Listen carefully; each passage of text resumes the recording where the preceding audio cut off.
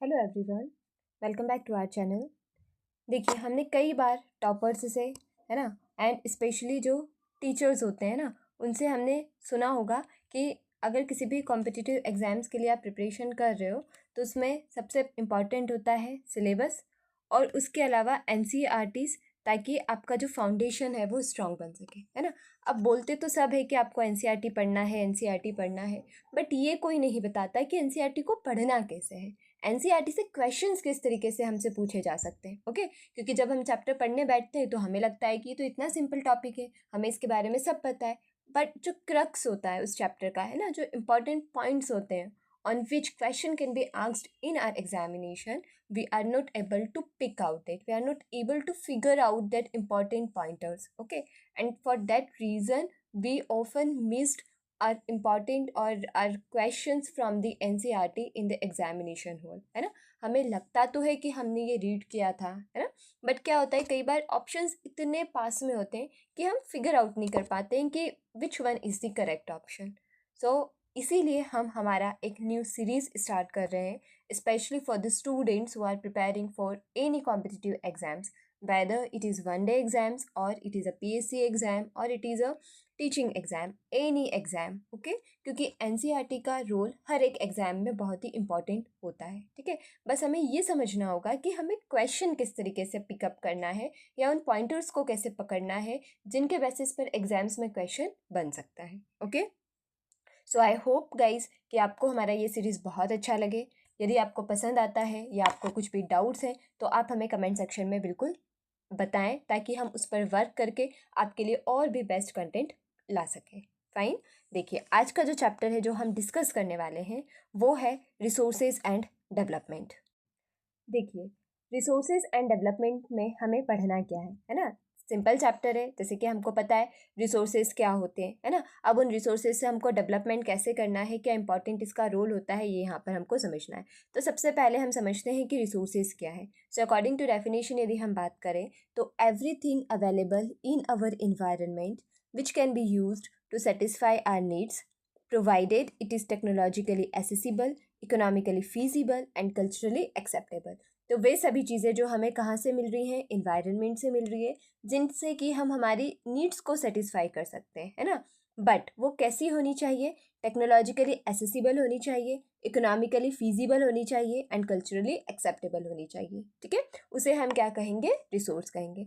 जैसे कि for example मान लो ओशन में बहुत सारे रिसोर्सेज अवेलेबल हैं। ओके, बट हो सकता है कि उन रिसोर्सेज के बारे में हमने आइडेंटिफिकेशन तो कर लिया, बट इवन दो हमारे पास आज टेक्नोलॉजी नहीं है कि हम उसको यूज़ कर सकें या वहाँ से उसको एक्सट्रैक्ट कर सकें। ओके, और बाई चांस अगर हमने टेक्नोलॉजी डिस्कवर कर भी लिया और हमने उन रिसोर्सेज को वहाँ से एक्सट्रैक्ट कर भी लिया, तो हो सकता है कि एक्सट्रैक्शन में हमको बहुत ज़्यादा पैसा इन्वेस्ट करना पड़े, और जितना ज़्यादा पैसा उसमें इन्वेस्ट करना पड़ेगा उतना ही महंगा वो रिसोर्स हमारे लिए हो जाएगा, है ना। तो क्या वो हमारे काम का हो पाएगा, क्योंकि उसे कॉमन पीपल अफोर्ड ही नहीं कर पाएंगे, है ना। और कल्चरली भी कैसा होना चाहिए, वो एक्सेप्टेबल होना चाहिए। ठीक है, तो उन सारी चीज़ों को हम क्या कह सकते हैं, रिसोर्सेज कह सकते हैं, जिसमें ये तीनों क्वालिटीज़ हो। ओके, अब देखिए डेफिनेशन हमने पढ़ लिया। अब यहाँ पर हमें ध्यान में क्या रखना है फॉर आर एग्जाम्स, कि क्वेश्चन कैसे आ सकता है। हो सकता है कि क्वेश्चन कैसे आ जाए, है ना। तो एग्जाम में क्वेश्चन कैसे आ सकता है कि व्हाट इज रिसोर्स, और हो सकता है ऑप्शंस में आ जाए टेक्नोलॉजिकली एसेसिबल, कल्चरली एक्सेप्टेबल और इकोनॉमिकली फीजिबल, है ना। अब लग तो हमें अभी सिंपल रहा है, बट होता है क्या एग्जाम में, एग्जाम प्रेशर, एंग्जाइटी, नर्वसनेस के कारण हम कई बार ये जो सिंपल सिंपल क्वेश्चंस होते हैं ना, इसी में मिस्टेक कर देते हैं। ओके, तो आपको तीन पॉइंटर्स यहाँ पर ध्यान में रखना है कि रिसोर्स जो कि टेक्नोलॉजिकली एक्सेसिबल होना चाहिए, कल्चरली एक्सेप्टेबल होना चाहिए एंड इकोनॉमिकली फिजिबल होना चाहिए। ठीक है, other than that what is important for our exam point of view, कि ह्यूमन बींग्स जो है वो सेंट्रल पॉइंट होता है, क्योंकि अगर ह्यूमन बींग्स नहीं होगा, एक्चुअली ह्यूमन बींग भी क्या है, सबसे बड़ा रिसोर्स है। अगर ह्यूमन बींग नहीं होगा तो इन रिसोर्सेज को हम एक्सट्रैक्ट नहीं कर पाएंगे, हम इसको यूज़ नहीं कर पाएंगे, है ना। अब क्लासिफिकेशन यदि हम देखें तो it is not so important for our competitive examination, but even though हम जस्ट एक बार इसको पढ़ लेते हैं कि इसको हमने 4 क्लासेस में क्लासीफाई किया हुआ है। ऑरिजिन के बेसिस पर बायोटिक और एबायोटिक होते हैं। बायोटिक जो कि लिविंग होते हैं ना, जैसे फॉर एग्जाम्पल एनिमल, प्लांट्स, है ना। एंड एबायोटिक क्या हो जाएगा, लैंड, सॉइल, माउंटेन्स, रिवर्स और ये सब। On the basis of exhaustibility, जिन्हें हम रिन्यू कर सकें वो रिन्यूएबल, और जिन्हें हम रिन्यू नहीं कर सकें वो क्या हो जाएंगे, non renewable. Renewable example solar energy, wind energy, है ना। एंड नॉन रिन्यूएबल का एग्जाम्पल पेट्रोलियम, डीजल, कोल, जितने भी फॉसिल फ्यूल्स होते हैं। On the basis of ownership, की जो रिसोर्स है उस पर किसका राइट है, तो individual, community, national and international. On the basis of status of development, potential, developed, stock and reserve. Okay, आपको इसमें ज़्यादा डीप में जाने की ज़रूरत नहीं है क्योंकि हम यहाँ कॉम्पिटिटिव एग्जाम के पॉइंट ऑफ व्यू से पढ़ रहे हैं, है ना। देन उसके बाद यहाँ पर हमारे लिए इंपॉर्टेंट होता है समझना सस्टेनेबल डेवलपमेंट के बारे में, ठीक है, कि एक्चुअली में सस्टेनेबल डेवलपमेंट क्या है। तो देखो, अब हमने कहा कि रिसोर्सेज हमारे लिए बहुत ज़रूरी है ताकि हम हमारी बेसिक नीड्स को फुलफिल कर सकें, ओके। बट एट प्रेजेंट हम क्या कर रहे हैं, रिसोर्सेज का बहुत ही ज़्यादा एक्सप्लॉइटेशन कर रहे हैं। अब इसी तरीके से यदि हम उन्हें एक्सप्लॉइट करते रहे तो एक दिन क्या होगा, या जो भी हमारी फ्यूचर जनरेशन होगी उसके लिए रिसोर्स बिल्कुल भी बचेंगे ही नहीं, है ना। और हो सकता है कि इवन प्रेजेंट जनरेशन के लिए भी हम उसको उस तरीके से यूज़ नहीं कर पाएंगे जितना कि हमें करना चाहिए ना। और ये सब क्यों हो रहा है, क्योंकि हमें ग्रीडीनेस हो रहा है ना, हम सब कुछ चेंज करना चाहते हैं। इस चक्कर में हमने ड्रास्टिकली रिसोर्सेज का एक्सप्लॉइटेशन जो है वो करना स्टार्ट कर दिया है। तो सस्टेनेबल डेवलपमेंट वाला जो कॉन्सेप्ट है वो हमें क्या बोलता है कि sustainable development means development should take place without damaging the environment, and development in the present should not compromise with the needs of the future generation। कि डेवलपमेंट तो करना ज़रूरी है, डेवलपमेंट के बिना तो ह्यूमन लाइफ का एग्जिस्टेंस पॉसिबल नहीं है, बट वो डेवलपमेंट कैसा होना चाहिए, जो कि प्रोग्रेसिव हो, है ना, जिसमें कि हम इन्वायरमेंट को कम से कम हार्म करें।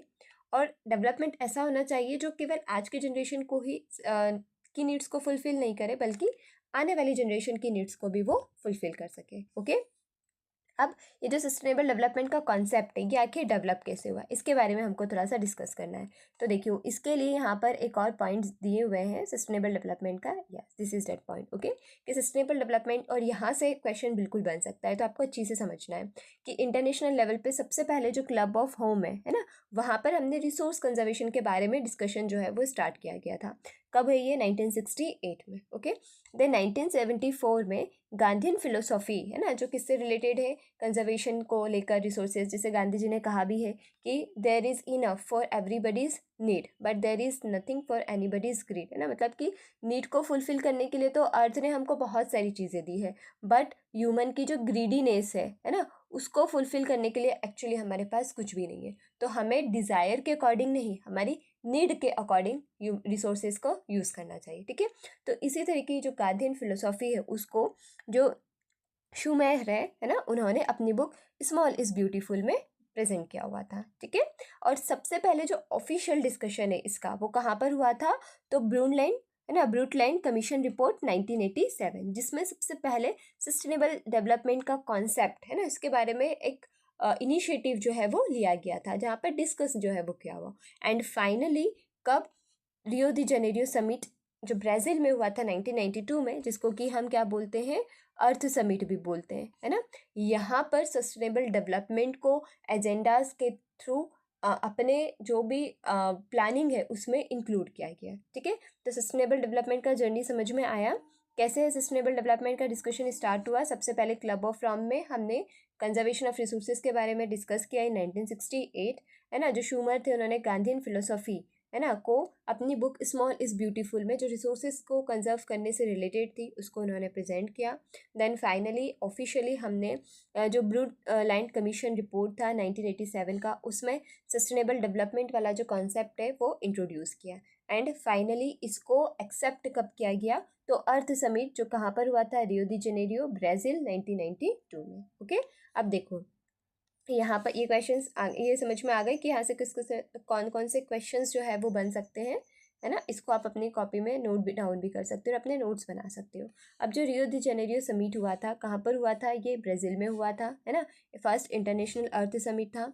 इस समिट में हमने क्या डिस्कस किया था, जो भी अर्जेंट प्रॉब्लम्स है इन्वायरमेंट प्रोटेक्शन को लेकर, सोशल इकोनॉमिक डेवलपमेंट को लेकर ग्लोबल लेवल पर, वो सारी चीज़ें हमने इस समिट में डिस्कस किया था, ओके।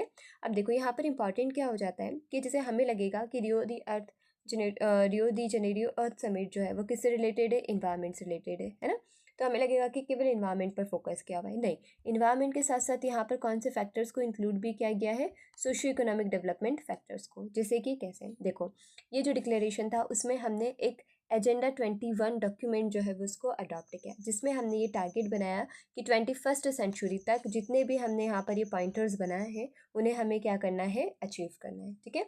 और इसी को हमने क्या बोला, एजेंडा 21, जो कि हमको 2021 तक अचीव। अब एजेंडा 21 में कौन कौन से पॉइंटर्स हमने इंक्लूड किए थे, तो agenda 21 declaration sign by world leaders in 1992 earth summit, वहाँ पर इसको एक्सेप्ट किया गया है ना। इस एजेंडा में कौन कौन सी चीज़ें हैं कि हम इन्वायरमेंटल डैमेज को कैसे कम कर सकते हैं, पॉवर्टी को कैसे कम कर सकते हैं, जो डिसीजेज़ हो रही हैं है ना, फैल रही हैं, उन्हें हम ग्लोबल कोऑपरेशन के थ्रू कैसे रिड्यूस कर सकते हैं, and common interest, mutual needs, share responsibilities, इस तरह के जो कॉन्सेप्ट्स हैं उनके बारे में for the first time we have discussed on international platform. Okay, तो देखो यहाँ से एक ट्रिकी क्वेश्चन बन सकता है, ऐसा क्वेश्चन आ सकता है ना कि एजेंडा 21 इज रिलेटेड टू, तो हमें लगेगा कि हाँ हमने अर्थ समिट में पढ़ा था, किससे रिलेटेड होगा ये, इन्वायरमेंट से। अगर ऑप्शन में आया पॉवर्टी, डिसीज, तो हम इस पर टिक नहीं करेंगे, हमें लगेगा कि it is related to only environment. Okay, तो यहाँ पर ध्यान में रखना है कि एजेंडा 21 में इन्वायरमेंट भी है, how we can reduce poverty इसके बारे में डिस्कशन हुआ है, डिसीजेस को हम कैसे उनके इम्पैक्ट को रिड्यूस कर सकते हैं, है ना, shared responsibilities, then common interest, mutual needs, इन सब के बारे में भी हमने यहाँ पर डिस्कस किया था। Okay, then resource planning. अब देखो रिसोर्सेज हमने पढ़ा अभी कि ह्यूमन नीड्स के लिए बहुत ज़रूरी है ना।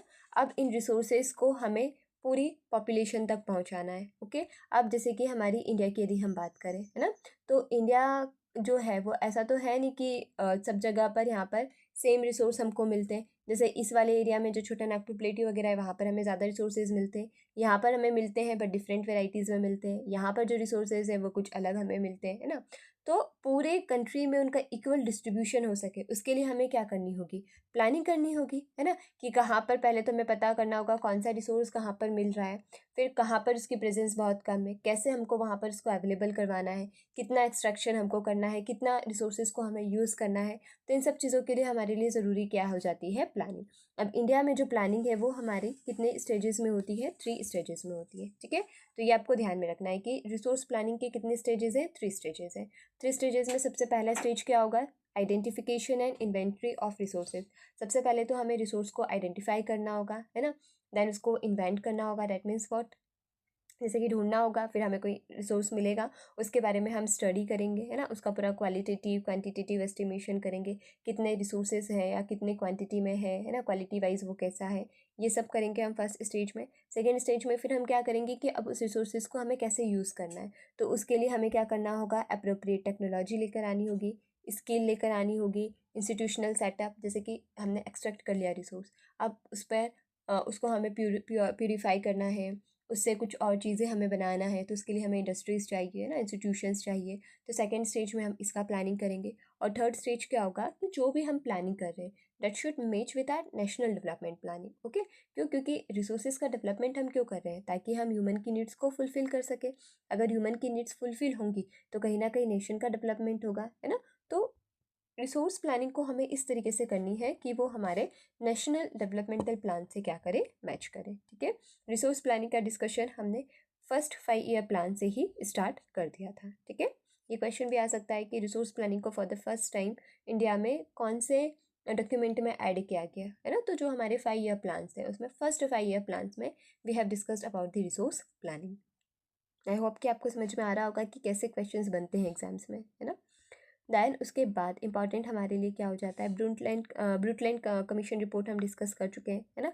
अब यहाँ पर इसके बाद में क्या दिया हुआ है, डिफरेंट डिफरेंट रिसोर्सेज का इंपॉर्टेंस बताया है, जैसे कि लैंड रिसोर्स का इंपॉर्टेंस बताया। तो लैंड हमारे लिए ज़रूरी क्यों है, सारी चीज़ें लैंड पर होती है, कंस्ट्रक्शन लैंड पर होता है, ट्रांसपोर्टेशन लैंड पर है, एग्रीकल्चर प्रोडक्शन हम लैंड पर करते हैं, हम खुद सर्वाइव कहाँ पर करते हैं, लैंड पर करते हैं। ओके, तो importance I don't think so कि यहाँ से कॉम्पिटिटिव एग्जाम्स के लिए हमारे कुछ इंपॉर्टेंट क्वेश्चन हो जाते हैं, है ना।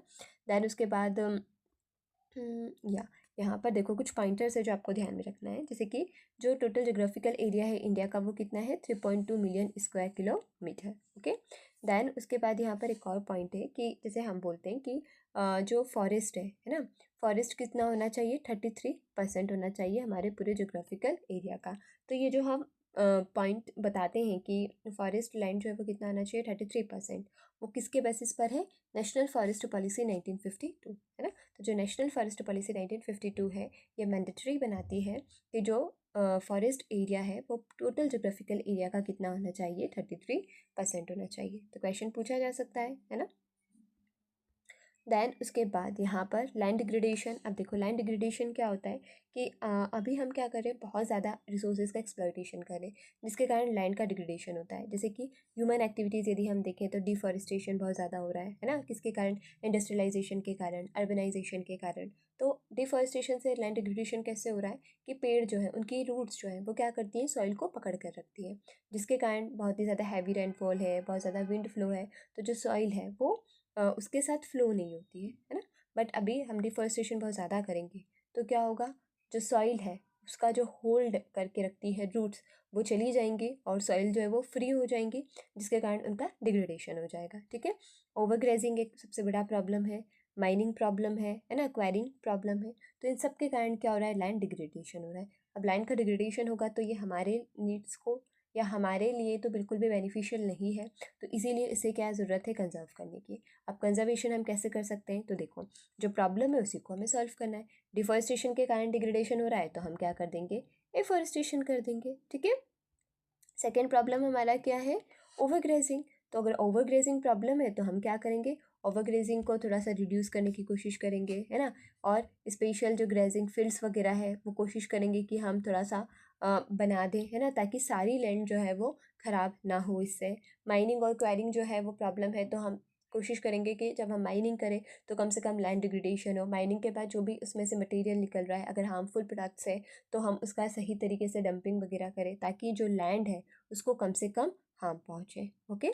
सेकेंड जो हमें डिस्कस करना है रिसोर्स, वो कौन सा है, सॉइल है। ओके। सॉइल हमें पता है कि कुछ सेंटीमीटर्स ऑफ सॉइल बनने में मिलियंस ऑफ ईयर्स लगते हैं। ठीक है। तो इसीलिए हमें इसका कंजर्वेशन करना जो है वो बहुत ही इंपॉर्टेंट हो जाता है, क्योंकि एट प्रेजेंट क्या हो रहा है, बहुत ही ज़्यादा सॉइल डिग्रेडेशन हो रहा है ना। अब देखो सॉइल में हम 4 लेयर्स के बारे में पढ़ते हैं।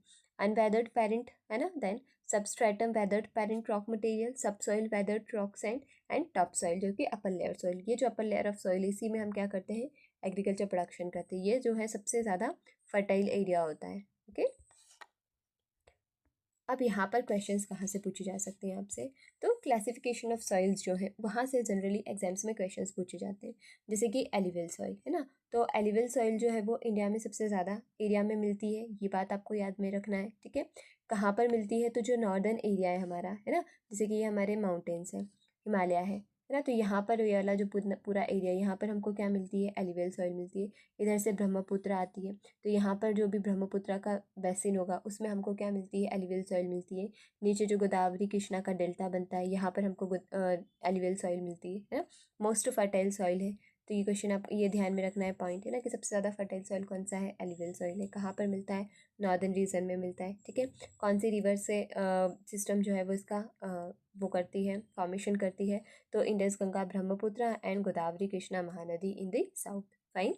देन उसके बाद इम्पॉर्टेंट यहाँ पर क्या होता है कि ये जो रिवर्स होती है ना, तो ये द्वार, चौस और तराई, है ना, ऐसे 3 रीजन्स में ये जनरली पाई जाती है। जैसे एक्चुअली क्या होता है कि ये माउंटेन है ना, तो यहाँ से जो रिवर आती है तो बहुत फास्ट स्पीड में आती है, तो यहाँ पर हम इसको चौस बोलते हैं, है ना। फिर तराई में क्या होता है, जैसे बहुत सारे यहाँ पे पत्थर कंकड़ आ गए तो रिवर क्या होती है, वहाँ पर डिसअपियर हो जाती है और फिर आगे जाके निकलती है। तो इस रीजन में हम इसको क्या बोलते हैं, तराई बोलते हैं। तो ऐसे मतलब डिफरेंट डिफरेंट फॉर्मेशंस में जो है रिवर्स जो है वो प्लान में एंटर करती है। ठीक है।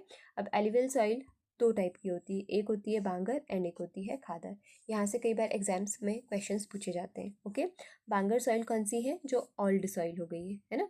और जो खादर सॉइल है वो कैसी होती है, न्यू सॉइल होती है।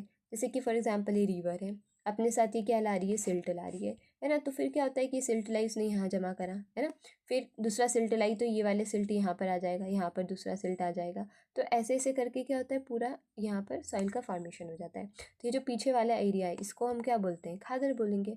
और ये जो न्यू सॉइल का फॉर्मेशन हो रहा है ये क्या हो जाती है, बांगर सॉइल हो जाती है। ठीक है। अब दोनों में डिफरेंस क्या है कि बांगर सॉइल क्या है, पुरानी है, तो इसमें क्या होते हैं, बहुत सारे स्टोन्स वगैरह ये आ जाते हैं, तो ये कंपैरेटिवली क्या होती है, लेस फर्टाइल होती है। और खादर सॉइल क्या है, अभी बना है, तो इसमें जो मॉलिक्यूल्स वगैरह है वो भी बहुत ही फाइन होते हैं, फर्टिलिटी बहुत ज़्यादा होती है, तो इसीलिए सबसे ज़्यादा जो कल्टीवेशन है या सबसे ज़्यादा जो फर्टाइल है वो कौन सी होती है, खादर लैंड होती है। ठीक है, तो एलुवियल सॉइल के 2 types, bangar and khadar. Bangar is old soil and khadar is new soil, okay, new alluvial soil. Then उसके बाद इसमें कल्टीवेशन किन चीज़ों का हम कर सकते हैं, तो शुगर केन, पैडी, वीट, है ना, सीरियल क्रॉप्स, पल्सेस, इन सब के लिए ये बहुत ही अच्छी होती है। नेक्स्ट सॉइल हमारा कौन सा है, ब्लैक सॉइल, है ना। अब देखिए ब्लैक सॉइल में इंपॉर्टेंट फैक्टर्स कौन कौन से हैं जिनके बेसिस पर हमसे क्वेश्चंस पूछे जा सकते हैं। सबसे पहला तो ब्लैक सॉइल को हम क्या बोलते हैं, रेगुलर सॉइल भी बोलते हैं। ओके, ये आइडियल होती है किसके कल्टीवेशन के लिए, कॉटन के कल्टीवेशन के लिए। ठीक है, नेक्स्ट चीज़ जो कई बार एग्जाम्स में क्वेश्चन देखा गया है कि जो ब्लैक सॉइल है ये किस फॉर्मेशन इनका किससे होता है, तो बेसाल्टिक रॉक्स जो होती है ना उनसे इसका फॉर्मेशन होता है, जो लावा से रॉक्स वगैरह निकलती है ना। तो उसके बाद जो उस पूरा रॉक का डिसइंटीग्रेशन होता है तो उससे जो सॉइल बनती है उसे हम क्या बोलते हैं, ब्लैक सॉइल बोलते हैं। ओके, एक और इम्पॉर्टेंट फीचर क्या है ब्लैक सॉइल का, कि इनमें जो वाटर होल्डिंग कैपेसिटी है ना वो बहुत ही हाई होती है। दैट मीन्स वॉट, कि मॉइस्चर को पकड़कर लंबे समय तक रख सकती हैं। सेकेंड चीज़ क्या इंपॉर्टेंट है कि इसमें क्या होते हैं, क्रैक्स बहुत आते हैं, है ना।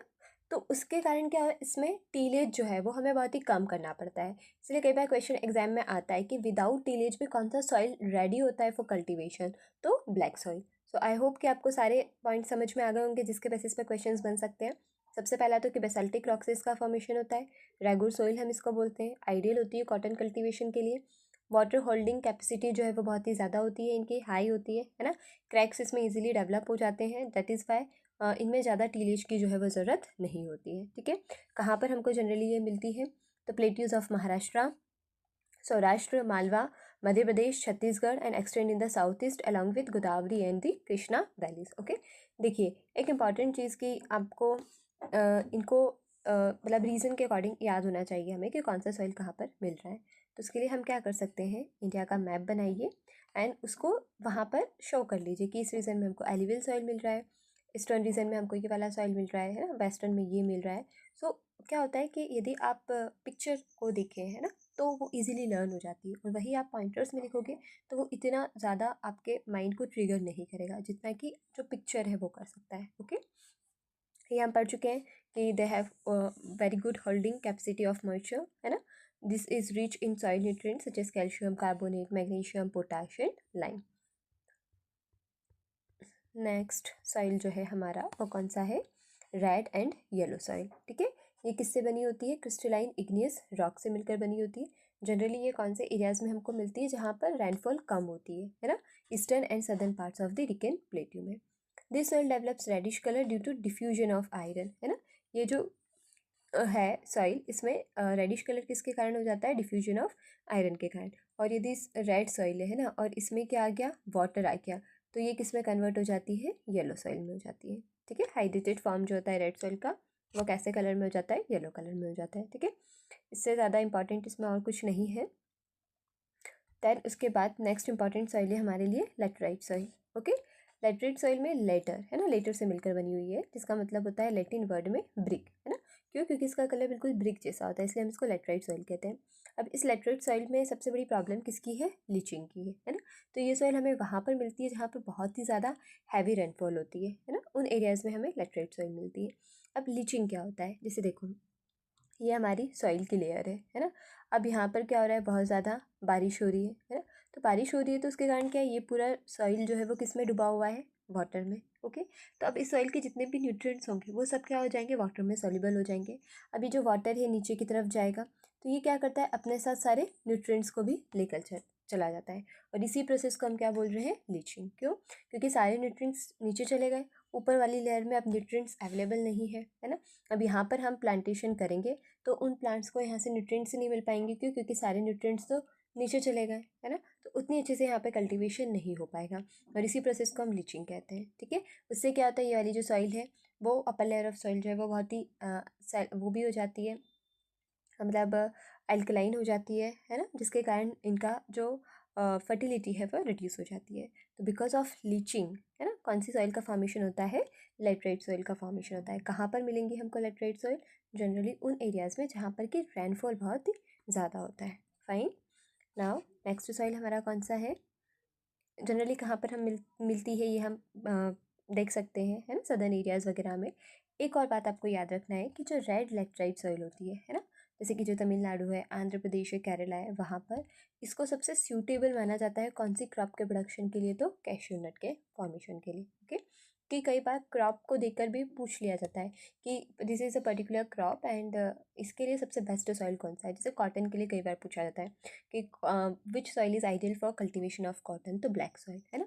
That question can be asked like कि which soil is better for cultivation of cashew nut, तो रेड लैटराइट सॉइल आप बता सकते हो। ओके, अब एरिड सॉइल कौन सी होती है, जो हमें डेजर्ट रीजन में मिलती है। ओके, अब इनका जो टेक्सचर है वो कैसा होता है, सैंडी होता है और सलाइन होती है नेचर में। Fine, due to dry climate, high temperature, evaporation बहुत फास्ट होता है, तो soil lacks humus and moisture, इसके कारण इनमें ह्यूमस और मॉइस्चर नहीं होता है ना। जनरली इसमें क्या होते हैं, कंकर वगैरह जो है वो जनरली इसमें हमको पाए जाते हैं। बट यदि हम प्रॉपर इसका इरिगेशन करें तो this soil can also be converted under the cultivable soil. Okay, next है हमारे लिए फॉरेस्ट सॉइल। फॉरेस्ट सॉइल कौन सी होंगी, जो हमें कहाँ पर मिलती है, फॉरेस्ट एरियाज में मिलती है। ओके, जो फॉरेस्ट है उसमें जो हमें सॉइल मिल रही है वो कौन सी सॉइल है, फॉरेस्ट सॉइल।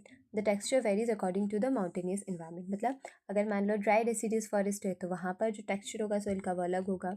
अगर मॉइस्ट डेसिडियस फॉरेस्ट है तो वहाँ पर अलग होगा। जैसे हमने पढ़ा था ना कि मॉइस्ट डेसिडियस फॉरेस्ट मतलब जहाँ पर बहुत ज़्यादा रेनफॉल होती है। फाइन, तो बहुत ज़्यादा रेनफॉल होगा तो वहाँ पर क्या होगा, सॉइल का लीचिंग होगा, तो उसके कारण वहाँ पर सॉइल का टेक्सचर जो है वो चेंज हो जाएगा। तो डिपेंड करता है कि विच टाइप ऑफ फॉरेस्ट है वहाँ पर, और उसके अकॉर्डिंग सॉइल का टेक्सचर जो है वो वेरी करता है। फाइन, देन उसके बाद soil erosion and soil conservation. अब देखो सॉइल इरोजन मतलब कि क्या, इस एक डायग्राम से समझते हैं। जैसे कि ये एक फील्ड है, बहुत ज़्यादा बारिश हुई तो पानी क्या करेगा, अपने साथ इस सॉइल को भी लेके चला जाएगा, और देखो यहाँ पर पूरा गड्ढा हो गया है ना, इसको हम क्या बोलते हैं, गलीज बोलते हैं। तो इसके कारण क्या हुआ, सॉइल पूरी बह गई। अब ये सॉइल पानी के साथ रिवर्स में जाएंगी तो दो प्रॉब्लम्स होती है। एक तो हमने पहले ही पढ़ा कि सॉइल के फॉर्मेशन में मिलियंस ऑफ ईयर्स लगते हैं, तो इतना सॉइल हमारा वेस्ट हो गया, है ना। Then upper layer of soil था ये फील्ड का, जो कि मोस्ट फर्टाइल होता है, तो वो भी चला गया। थर्ड प्रॉब्लम क्या होती है कि ये सब जाकर कहाँ पर रुकेगा, रिवर्स में, जिसके कारण रिवर्स की गहराई जो है कम होगी, तो फ्लड वाली प्रॉब्लम आएगी। तो इसीलिए सॉइल इरोजन को रिड्यूस करना बहुत ही ज़्यादा इंपॉर्टेंट है हमारे लिए। अब ये हम कैसे कर सकते हैं, एक और चीज़ आपको ध्यान रखना है सबसे पहले यहाँ पर, कि जो चंबल बेसिन है वो सबसे ज़्यादा क्या करती है, लैंड सॉइल इरोजन करती है ना। और जो सॉइल इरोजन चंबल रिवर के द्वारा किया जाता है उसको हम रिवाइन कहते हैं। ओके, तो ये क्वेश्चन कई बार एग्जाम में पूछा जाता है कि जो रिवाइन फॉर्मेशन है वो कौन सी रिवर के द्वारा किया जाता है, तो चंबल रिवर के द्वारा किया जाता है। ठीक है, अब सॉइल इरोजन की प्रॉब्लम को हम कैसे रिड्यूस कर सकते हैं, जैसे कि ये हमारा फील्ड है, अब यहाँ से ही सॉइल जा सकती है, तो हम क्या करें, यहाँ पर प्लांटेशन कर दें। ओके, प्लांटेशन कर देंगे तो क्या होगा, जो रूट्स होंगी प्लांट्स की वो इस सॉइल को यहाँ पर पकड़ कर रखेंगी, जिसके कारण सॉइल इरोजन नहीं होगा। सेम चीज़ हम कर सकते हैं माउंटेन्स पर। अगर माउंटेन पर फार्मिंग कर रहे हैं तो इस तरह से वहाँ पर टेरेस बना के यहाँ पर हम क्या कर सकते हैं, प्लांट्स लगा सकते हैं, तो माउंटेनियस सॉइल जो है उसको भी हम इरोजन से बचा सकते हैं। ठीक है, तो इस तरह की चीज़ें हम करेंगे तो सॉइल डिग्रेडेशन या सॉइल इरोजन से हम सॉइल इरोजन से मतलब सॉइल को हम कंजर्व कर सकते हैं। ठीक है, दैन इसके अलावा और क्या इंपॉर्टेंट हमारे लिए हो जाता है, आई थिंक दैट्स इनफ, है ना। हमने पूरा चैप्टर यहाँ पर डिस्कस कर लिया है। तो देखो इंपॉर्टेंट चीज़ें आपको इस चैप्टर में से क्या क्या याद रखना है। सबसे पहले जो रिसोर्स का डेफिनेशन हमने पढ़ा, तीनों चीज़ें हमने पढ़ी कि टेक्नोलॉजिकली एसेसिबल होना चाहिए, इकोनॉमिकली फिजिबल होना चाहिए, कल्चरली एक्सेप्टेबल होना चाहिए, है ना, ये हमने पढ़ा। फिर हमने सस्टेनेबल डेवलपमेंट के बारे में पढ़ा था कि सबसे पहले जो रोम है वहाँ पर हमने रिसोर्स कंजर्वेशन की बात करी थी। दैन उसके बाद कहाँ पर जो ब्रूटलैंड रिपोर्ट कमीशन था, है ना, वहाँ पर हमने इसके बारे में डिस्कस किया था ऑफिशियली, किसका, सस्टेनेबल डेवलपमेंट का। ईयर्स भी आपको याद रखना है। देन फाइनली 1992 में ऑफिशियली हमने इसको एक्सेप्ट कर लिया, जिसको कि हम क्या बोलते हैं, अर्थ समिट बोलते हैं, या रियो डी जेनेरियो अर्थ समिट बोलते हैं। फिर यहाँ पर हम क्या लेकर आए थे, एजेंडा 21। अब एजेंडा 21 में केवल हमने इन्वायरमेंट से रिलेटेड ही बातें नहीं की हैं, है ना, पॉवर्टी को एरेडिकेट करना, डिसीजेस, देन म्यूचुअल कोऑपरेशन के साथ काम करना, शेयर्ड रिस्पॉन्सिबिलिटी वाले कॉन्सेप्ट्स, ये सब हम यहाँ पर लेकर आए। देन उसके बाद हमने पढ़ा था कि रिसोर्स प्लानिंग इंडिया में 3 स्टेजेस में किया जाता है। रिसोर्स प्लानिंग को जो फर्स्ट 5 ईयर प्लान था हमारा, है ना, उसमें हमने इनको इंक्लूड किया था, ये हमको याद रखना है। रिसोर्स प्लानिंग के बाद फिर हमने क्या पढ़ा, रिसोर्सेज के बारे में पढ़ा है ना, जैसे कि लैंड एज अ रिसोर्स हमने पढ़ा था। देन सॉइल हमने पढ़ा, सॉइल के हमने डिफरेंट क्लासेस देखी, एलिवल सॉइल, ब्लैक सॉइल। अब एलिवल सॉइल के क्या इंपॉर्टेंट फीचर्स हैं, ब्लैक के क्या है, और जितनी भी सॉइल्स हैं उनके इंपॉर्टेंट फीचर्स कौन कौन से हैं, ये सब आपको याद रखना है। तो आपको क्या करना है, बस अपना एक अपनी कॉपी में इसके नोट्स बनाना है। मुश्किल से 1 पेज में आपके सारे नोट्स बन जाएंगे। उससे क्या होगा कि जब एग्ज़ाम रहेगी तो आपको केवल 5 to 10 मिनट्स में पूरा आप अपना चैप्टर जो है वो रिवाइज़ कर सकते हैं। और कई बार एग्ज़ाम में यहाँ से क्वेश्चंस पूछे गए, स्पेशली जो सॉइल वगैरह है वहाँ से, ठीक है। तो आप इसको लाइटली ना लें, बिल्कुल अच्छे से पढ़ें। और यदि फिर भी कोई आपको डाउट्स आते हैं तो आप कमेंट सेक्शन में बता सकते हैं। Thank you.